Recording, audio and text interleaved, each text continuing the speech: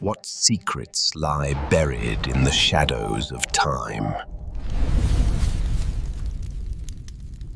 4,500 years ago, engineers working in the Egyptian desert stacked 5.75 million tons of rock into a perfect geometric peak. To understand exactly how heavy that is, look at this scale comparison. The Great Pyramid contains roughly 11 times the weight of the Burj Khalifa, the tallest building on Earth today. That mass is divided into roughly 2.3 million individual blocks, some weighing up to 80 tons. Yet they are fitted together with such extreme precision that the joints between them are measured in fractions of a millimeter. The sheer size and precision of the structure created a problem. For thousands of years, people looked at this monument and refused to believe ordinary humans could have built it. Throughout the Middle Ages, travelers convinced themselves the pyramids were actually enormous grain silos built by the biblical figure Joseph to survive a 7-year famine. Later, even brilliant minds sought supernatural explanations. Nikola Tesla thought the structure's quartz-rich granite meant it operated as a giant piezoelectric power plant, transmitting harmonic energy across the globe. But the actual engineering logistics used to build Giza are more fascinating than any science fiction story. We don't need magic or ancient aliens to explain how it stands. The first major hurdle was supply. The internal chambers required blocks of solid granite weighing up to 80 tons, quarried in Aswan, 800 kilometers away from the Giza Plateau. They had to transport these stones without wheels or motorized cranes. We finally know how they did it thanks to a recent archaeological discovery called the Diary of Merer, an ancient papyrus logbook written by a manager working on the project. Merer's records detail a highly organized nationwide network of boats. The Egyptians dug miles of artificial canals leading off the Nile River, creating a direct water route that delivered massive stones right to the base of the construction site. The pyramids stood as the endpoint of a nationwide maritime operation, a logistical feat as impressive as the construction itself. Even with water transport, workers still had to drag those stones across dry desert terrain. If you pull thousands of pounds across dry sand, the friction causes the sand to pile up in front of your sled, creating a wall of resistance. This physics visualization shows how they bypassed that problem. While a heavy sled on dry sand quickly bogs down, adding a specific amount of water stiffens the surface, allowing the sled to glide and cutting the required pulling force in half. We know they used this exact method because it's painted clearly inside the tomb of Jehuti-Hotep.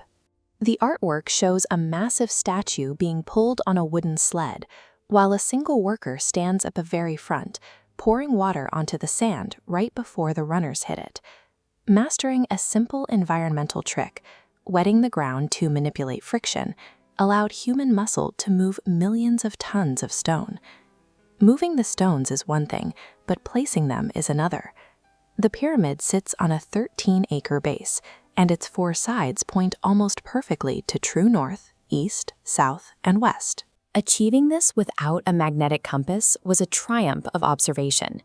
If we look at this geometric animation, we see one method they likely used, called the solar gnomon. By placing a vertical rod in the ground and tracing the path of its shadow over a single day, builders could connect the intersecting points on a circle to create a perfect east-west line. Another technique, known as the simultaneous transit method, relies on the night sky. Astronomers tracked the rotation of 2 specific stars until they stacked into vertical alignment directly over the horizon, pointing exactly to true north. They achieved geographic perfection through rigorous, generation-spanning observation of the sun and stars. This brings up the most persistent question: who actually did the heavy lifting? For a long time, popular culture claimed the pyramids were built by an army of slaves. Archaeological excavations led by Mark Lehner have dismantled that myth. Just outside the pyramid walls, his team unearthed an entire settlement, a lost city complete with bakeries, barracks, and premium cuts of meat, proving the workforce was a well-fed and organized community. The ultimate proof of their status sits inside the pyramid itself. High above the king's chamber, in hidden structural gaps called relieving chambers, archaeologists found ancient graffiti painted by the builders. These records preserve the names of specialized work crews, proudly marking their territory with titles like "The Gang, the White Crown of Khufu is Powerful," and "The Gang, Khufu Excites Love." Skilled tradesmen and seasonal workers carried out the construction with immense competitive pride. Once the workers sealed the final blocks, the Great Pyramid functioned as a highly controlled vault. Its internal temperature held steady at around 20 degrees Celsius, protecting the body and legacy of Pharaoh Khufu. Even at 4,500 years old, the pyramid remains an active frontier for cutting-edge scientific research. As we see in this schematic cutaway, a 2017 project called ScanPyramids used subatomic particles called muons to map the interior. Because these particles naturally rain down from the atmosphere and pass through empty space faster than solid rock, scientists can detect hidden chambers without drilling. This technology revealed a massive cavity suspended directly above the Grand Gallery, now called the Big Void.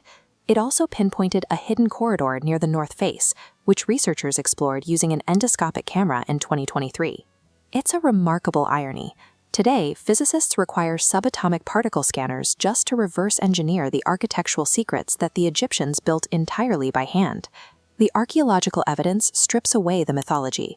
Giza is a product of earthbound physics and human planning, not supernatural batteries or extraterrestrial guidance. The structure is a record of tens of thousands of minds and muscles, pulling together for 27 years to complete a single vision. The monument remains standing because of the human ingenuity and organization required to move millions of tons of stone.